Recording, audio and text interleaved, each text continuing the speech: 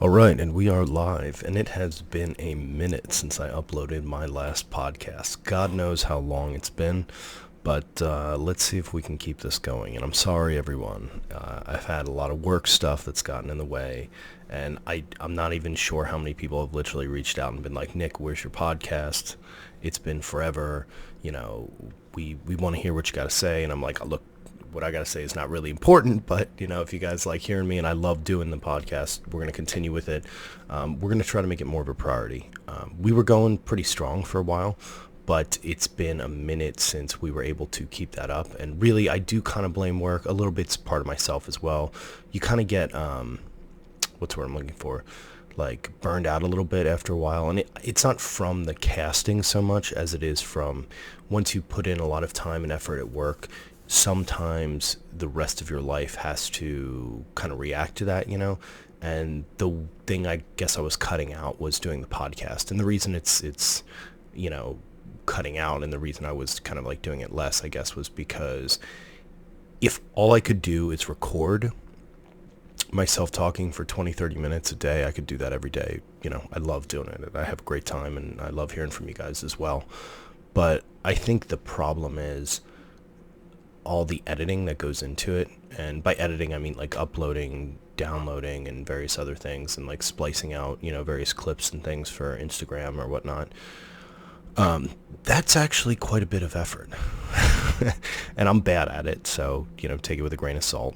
Probably there's a lot of editors out there that are like, yeah, you are bad at it, and you could do it a lot quicker. And if I could, I would do it a lot quicker. I'm sure probably some of it has to do with editing software. So if anyone has any good recommendations for good editing software, I'd definitely be interested in it. And I'm a moron when it comes to that stuff. So if you throw me a recommendation, make sure you're either going to teach me how to use it, or it's, easy enough for a monkey to figure out. But without further ado, let's get into the episode. So, it's been a while since we had a chat, and I just wanted to start off the bat with kind of what's been going on, what I've been up to lately, and some of the things that have been on my mind, and we'll continue with tomorrow's episode as well, and we'll see if we can keep this up for a good run. Okay, so I've been looking for a house. Searching for a house is a pain in the ass, and I know a lot of people don't understand this. Actually, buying a house, searching for a house, putting a down payment on a house is a really privileged thing to be doing. A lot of people in the world will never have the opportunity to do that, and even when they do, they will have to, a lot of times, get a reverse mortgage and sell their house when they get older, so they'll lose everything. Now, I'm not someone who gets really attached to property per se. Like, I'm very much of like the Buddhist mindset and the Orthodox mindset to kind of let go and detach. So it's not my property, it's not my land anyway, so I don't care if I have it. But going back to what I'm saying, it's like, I recognize that buying a house is a big financial commitment, and I'm very blessed to be able to do that. And it's easy to see so many people suffering that would love to do that as well, and not have the opportunity to do that. But it's been a chore looking for a house.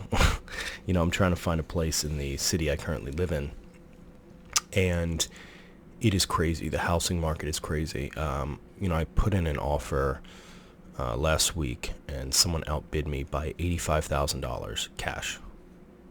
That's crazy. And I offered the asking price. Actually, I offered a little bit more than that, but we're just in a market that seems and feels like a bubble to me. If you guys are millennials, boomers, or whoever, you'll remember the housing bubble that we all went through. I'm really hoping we don't get back to there, because that would be really problematic again. But if you look at the market cyclically, one can deduce that approximately every 10 years or so, the market crashes and comes back up. So who knows if we've had our little crash already, and we're on the way up. Because, we have seen trends of slight dips and things like that, but nothing drastic. And so if the market hasn't crashed, I think we're in store for quite a bit of a big downfall coming. And that's a little worrisome, because that means a lot more people are gonna be hurting, gonna be suffering from this, and hopefully It's not a crash that takes as long as it did for the last recession to come back and, bounce back from. But I think it's something we need to have on our radar. And, with the addition and the becoming of mainstream, if you will, for Bitcoin, because that's been going crazy, I think the idea of these new forms of currency are going to start clashing with the market, because you have these old heads, which are basically, folks that are more traditional investors that kind of shy away from Bitcoin. And then you have like new age folks that are like, oh, Bitcoin's the future. And I think really the future is somewhere in between, but their investing strategies are different. And when they're investing differently, instead of just in, traditional funds and stocks and bonds and things like that, you're going to get a wider spread of the money flow and where investments come from. And that could potentially lead to something negative down the line. But again, that's neither here nor there. But the point of what I'm saying is, searching for a house, to get back to the topic, is really freaking tough. You go to these places that you see pictures of online, and it's always one of two different options. Either A, you get there and it's nothing like what you saw in the picture, or it is much better and you want to buy it immediately, but then so do 100 other people, and you miss out on the offer and you kind of get discouraged after a while. And it's not great. It's not fun, but it's an interesting path. It's an interesting thing to start doing. I found some pretty good leasing agents, landlords in my area. They're pretty sharp, but unfortunately the stock of houses is very limited where I live. If I'm trying to live in a very specific place, and it's, I think there was 1 week where there was only 3 houses on the market total, and I had toured all of them. So it's stressful is all I'm saying. Hopefully the market opens up a little bit soon and some more quantity of houses come down, and hopefully I'll be able to get something. If not, we'll just continue renting for now until we can find something that works for me. I'm trying to get something that's not too crazy right now. I'd like to put some money into it and either buy another property in the future, create some of that residual income, which is really how you build wealth. Again, not for the idea that you want to collect money per se, but so that you can do more with it. Perhaps even, spend it on things that would help others if possible, but you kind of need to have a strong baseline to do that.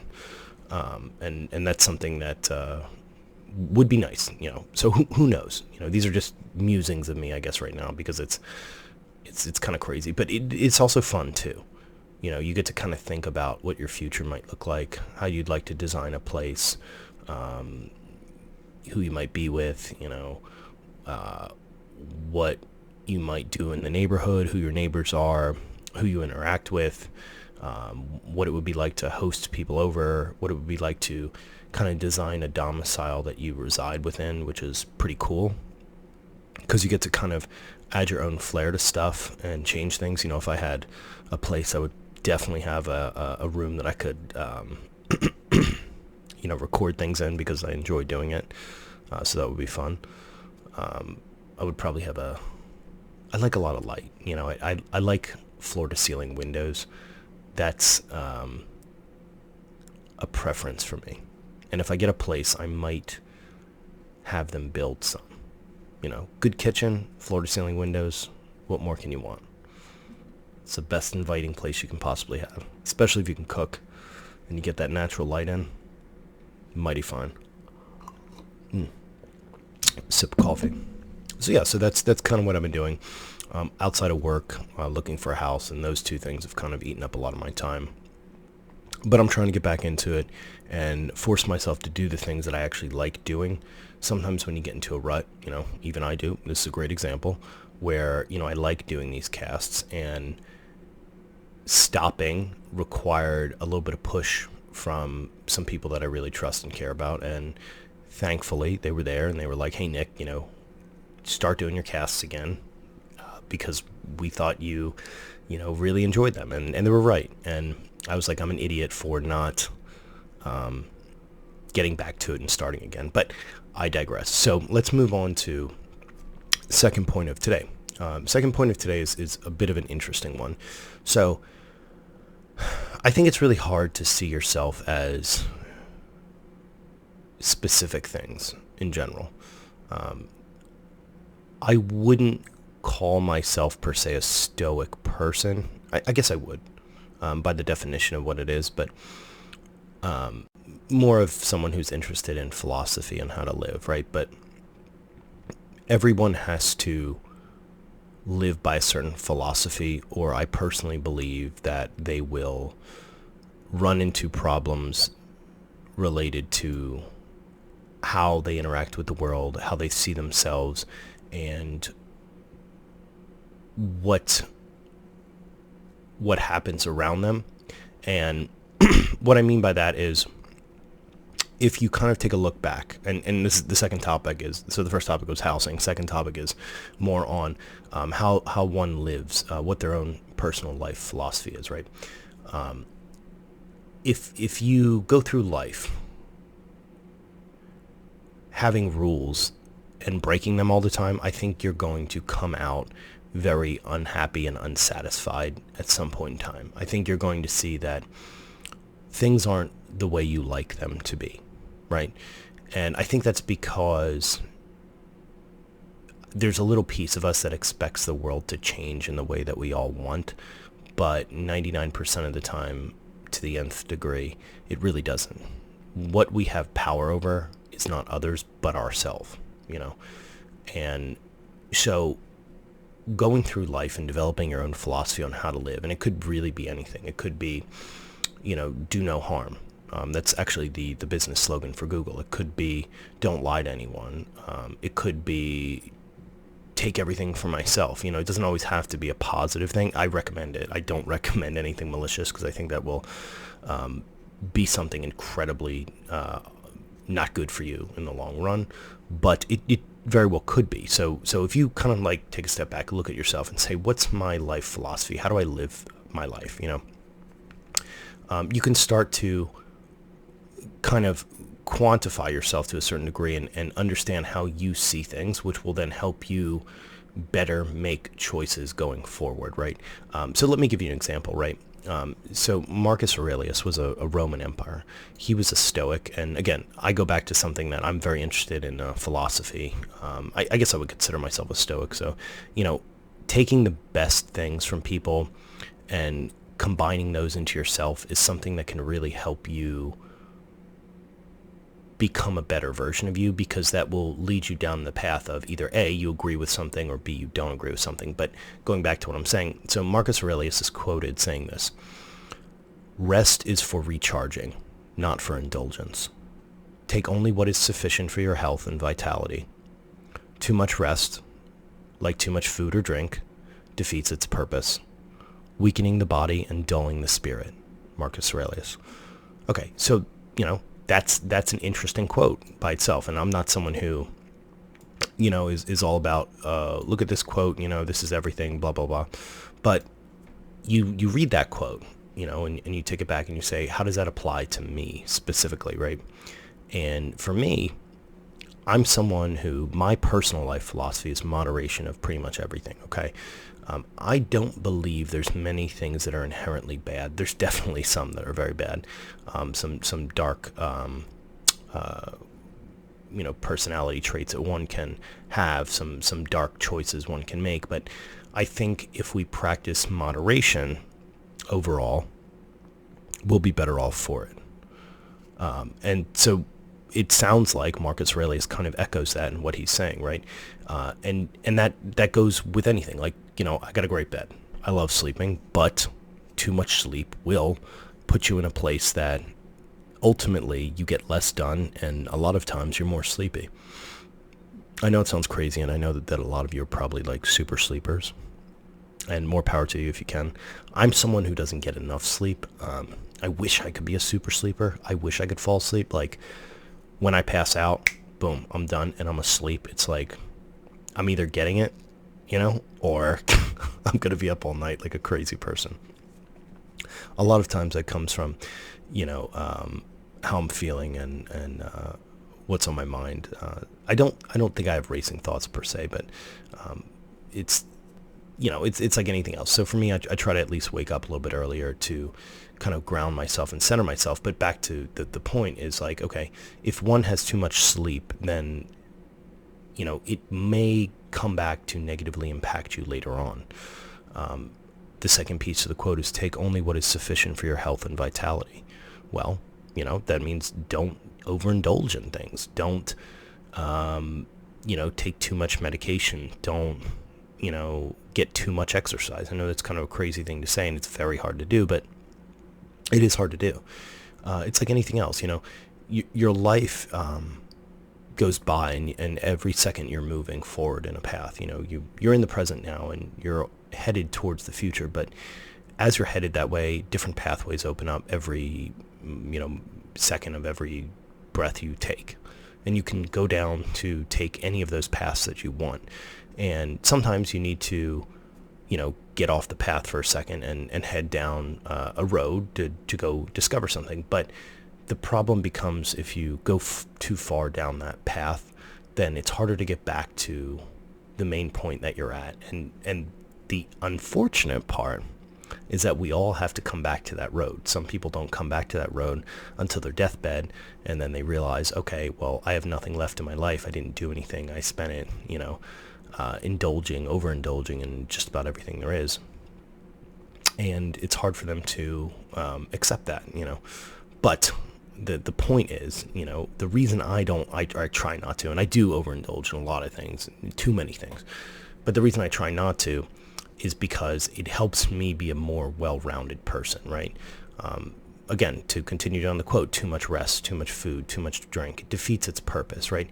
The purpose for food and drink is to nourish you, to bring you back to a state at which you can operate at a peak efficiency, right? It's like anything else, there's a diminishing amount of return once you start progressing on something. It's kind of like a bell curve, right? Once you continue with something, you will make progress, and then you'll hit a point where you're making the maximum amount of progress you can make, okay? And then doing one more effort, one more energy, one more hour, one more whatever it is you're doing, it won't actually end up benefiting you in the long run. And could be, if you did too much, actually start to negatively affect you, which is something that's definitely not good. No one wants to be negatively affected. And the way you kind of shy from that is really moderation, which is why I try to practice that. It's like to keep myself in check. And I think that my worldview personally has been designed to keep my own personality in check. I think it's important, recognizing what one can be tempted by, recognizing what one can go through life doing, and learning how to combat that. If you can do that, can really end up making you successful in the long run. All right. Sorry, I had to get another refill for my coffee. I was kind of running out, and because I'm such a coffeeholic, I needed it. See, this is a great example, I'm someone who, I definitely feel like, to a certain degree, I'm addicted to coffee, and I wish I wasn't. I just need to learn how to get off of it. A lot of people are like, oh, drink tea, and it's like, well, so the problem is the addiction is the caffeine. I don't think it's per se the coffee. And so finding a way to break that chain is not as easy as one would suggest. But I'm open to suggestions if anyone has any. It's funny, too, because, before I jump to the last topic, which is I'm going to talk about dichotomy of choice, right? What you do in life can perpetuate negative habits. As an example, I basically perform consulting functions for a company, strategic stuff, and a lot of times that requires long nights, very intense meetings, and, just rigorous thought. The unfortunate part is to kind of get to a place where you can be successful. I've seen a lot of colleagues of mine, and including myself, end up hitting the booze too much, drinking too much coffee, or indulging in other things, and it's tough. It requires a lot mentally, and coffee helps that, helps your brain work a little bit faster. Caffeine does, and so breaking that habit will have an effect on my job at some point in time when I decide to actually do it. But learning how to circumnavigate that and move forward and get around that issue is what will make me stronger when I eventually get there. But that can be another discussion for another time, because your boy's not giving up coffee right now. With that being said, let's jump into the last topic. And this is something I've kind of just had on my mind. It's not a quote or anything, but it's simply the way I see society going, and it's very unfortunate. So what is the dichotomy of choices, right? To me, what I see time and time again is a division within society between one thing and another. What I mean by that could be politically, it could be, between just people, friends, it could be at work. Work's a great example, it could be at school. It's not isolated to any one thing. And so the beauty of that is, because it's not isolated to one thing, a lot of people will end up creating this false dichotomy where you're either with them or against them. You're either this or you're not this. You're either on board with something or you're not on board with something. You either pass or you fail. And the most important thing that I believe is that there's very, very rarely a dichotomy of choice, in a sense that we don't have to be with you or against you. We don't have to be this or an anti-this. We don't have to be a pass or a fail. We don't have to fully agree with something or not agree with something. We can just be who we are. When people present this dichotomy, which it is a logical fallacy, I feel very bad for them, because a lot of times I feel like they themselves had not had the opportunity to become who they are, or accept that their own thoughts and feelings are valid. And so a lot of times they block them out and say, well, I'm this, so I must disregard this part of me that may or may not disagree with certain aspects of a thing. And it's very sad to see that, so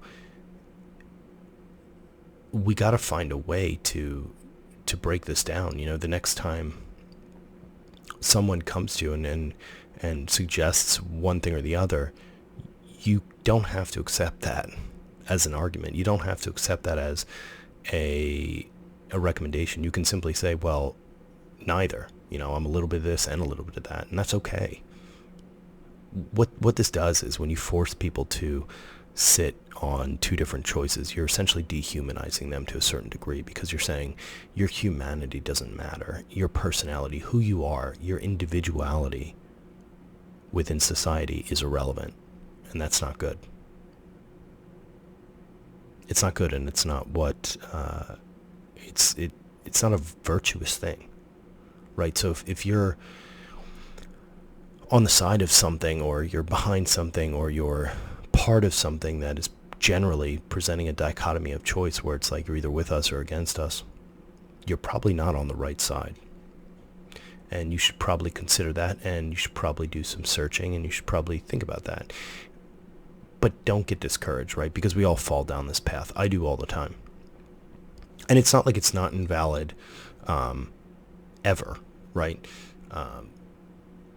If you have to be on time for work at a certain time, or on a conference call, or, school at a certain time, you got to be there then. Okay. So it's not like, well, I'm partially on time. No, well, that's a no or yes. I'm talking about, do you believe in this? Do you believe in that? What is your preference on this? Well, if it's not this, then I disagree with you. That's kind of what I'm talking about. So it's more from a perspective of, if everything else remained the same, would you get on board with me or would you not? That's really the question that's being asked when someone presents a dichotomy of choice. It's unfortunate, again.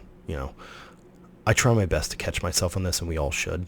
But the next time you actually have someone that does this to you, don't get mad at them, don't get upset. But you can try to help them learn and explain to them that, hey, life is not black and white. It's basically just shades of gray. And 99% of everything we do lives within those shades of gray. So when you ask me if I'm this or that, or if this is what happened or that's what happened, understand that you're not going to be having the full picture, and it might be valuable to incorporate that into whatever decision you plan on making based on the information I give you, right? So we got to find ways to kind of help people get through this, and hopefully we can find a way as a society to eventually stop doing this so that we can come together and embrace all of the individuality we all have. Right now we're not doing that, but I think we can get back to it. Again, just depends on me, depends on you.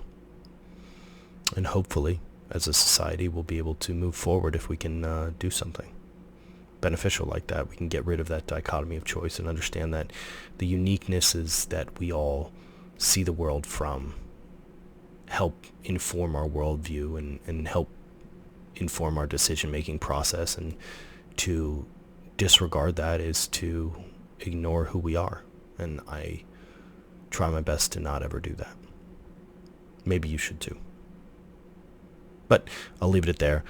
So we're going to go ahead and post this video and see where we get with it. Again, we'll try to continue on with this. I really enjoyed making this episode. It's fun to kind of use this as my tester to get back into casting again. But hopefully, if all things are good, we'll be able to start strong tomorrow again, and we'll get back to doing 4 days a week cast that we used to have going pretty strong. All right, well, I'm going to let you guys go. Have a wonderful day, and happy Thursday it is. There you go. Bye, guys.